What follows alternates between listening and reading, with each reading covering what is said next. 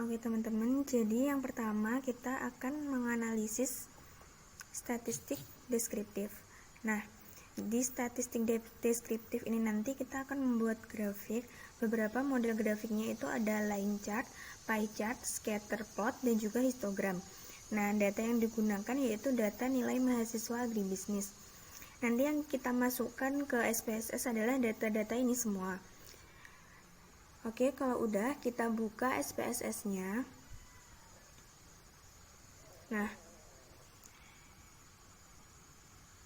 kalau udah membuka SPSS, nanti kita klik ke variable view.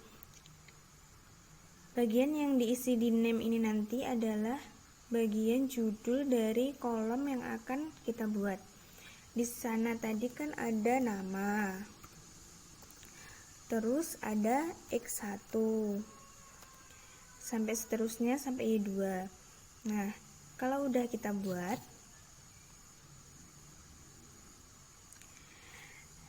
nanti tinggal kita sesuaikan bagian kanannya ini sesuai dengan data yang akan kita masukkan. Yang pertama tipe. Tipe data ada dua, yaitu string sama numerik. Kalau string itu buat data kualitatif, sedangkan numerik buat data kuantitatif. Jadi misal datanya itu tidak dihitung berarti pakainya string. Kalau datanya dihitung pakainya numerik.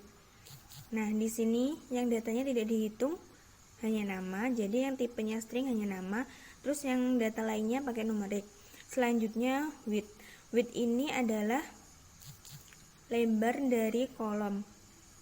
Maksudnya yaitu jumlah huruf yang kita masukkan dalam kolom tersebut. Nama kan biasanya ada banyak itu. Contohnya kayak Budi. Budi kan berarti ada 4 huruf. Nah, untuk mengantisipasi nama yang panjang, jadi kita masukkan lebarnya 24. Lalu buat angkanya cukup kita masukkan 8 aja. Selanjutnya desimal. Desimal itu adalah berapa banyak angka di belakang koma. Buat nama kan nggak ada angkanya, jadi kita tulis 0 aja. Terus misal ada data yang angkanya itu ada komanya dan ada 2 angka di belakang koma. Contohnya seperti Y1 sama Y2 ini. Jadi ditulisnya di desimal itu 2. Selanjutnya label. Label ini untuk memberi nama dari name-nya ini. Untuk memperjelas. Jadi di label ini bisa dispasi, kalau di yang lainnya itu enggak. Yang pertama nama kita tulis di sini nama mahasiswa agribisnis. Terus X1-nya tadi kan jenis kelamin, kita tulis. X2-nya nilai bahasa Inggris, kita tulis. Begitu seterusnya. Selanjutnya value. Value ini nanti buat pengkodean. Pengkodean tuh contohnya laki-laki, perempuan, baik, buruk, kayak gitu. Nah, di antara semua data ini tadi yang membutuhkan pengkodean kan cuma jenis kelamin. Nah, jadi yang kita pakai value cuma jenis kelamin aja. Kita masukkan di value itu 1 untuk mengkode laki-laki. Nah, setelah itu kita add, nanti akan masuk ke sini. Lalu selanjutnya kita kode 2 untuk perempuan. Kita add lagi, nanti akan tampilannya seperti ini, lalu klik OK. Terus selanjutnya ada missing. Missing ini nggak perlu diisi, dibiarkan aja kayak gini. Terus kolomnya tetap 8. Setelah itu rata kanan kiri ini terserah kalian ya, mau rata kiri atau rata kanan. Terus selanjutnya ada measure. Nah, di sini nanti kalau misal datanya string, itu jenisnya ada 2, nominal sama ordinal. Kalau nominal itu contohnya data jenis seperti jenis kelamin perempuan atau laki-laki.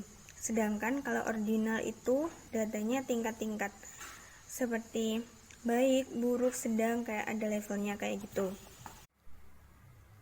Lalu buat data numerik, nanti misernya itu udah pasti pakai scale ya. Oke, jika teman-teman udah selesai mengisi variabel view-nya, nanti bisa dilanjut untuk membuka data view buat memasukkan data-data yang akan kalian analisis. Hasil dari nama X1, X2, dan seterusnya nanti akan jadi nama bagian atas dari kolom-kolom ini. Terus selanjutnya yaitu mengisi tabel-tabelnya ini berdasarkan tabel data yang ada di buku panduan. Jadi nanti buat nama-namanya bisa ditulis. Terus selanjutnya buat X1 yang jenis kelamin, nanti kita nulisnya itu cukup pakai kodenya aja. Tadi kan udah kita kasih kode 1 sama 2, 1 buat laki-laki dan 2 buat perempuan. Nanti ngetiknya cukup ditulis 1 kayak gini. Terus nanti akan auto muncul L sendiri kayak gini. Ditulis 2, nanti akan munculnya P. Ini ya contohnya. Ini bisa kita hapus dulu. Terus tadi kan kode 1 buat L, kita enter. Nah, auto kayak gini.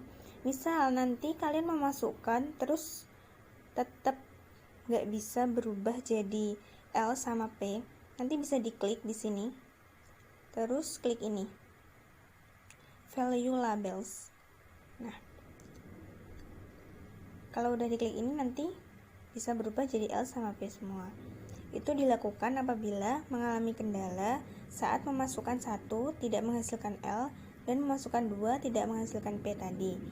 Terus buat X2, X3, X4, Y1 sama Y2 nya diisi sesuai dengan data pada buku panduan. Dan nanti buat penulisan komanya kita memakai tanda titik.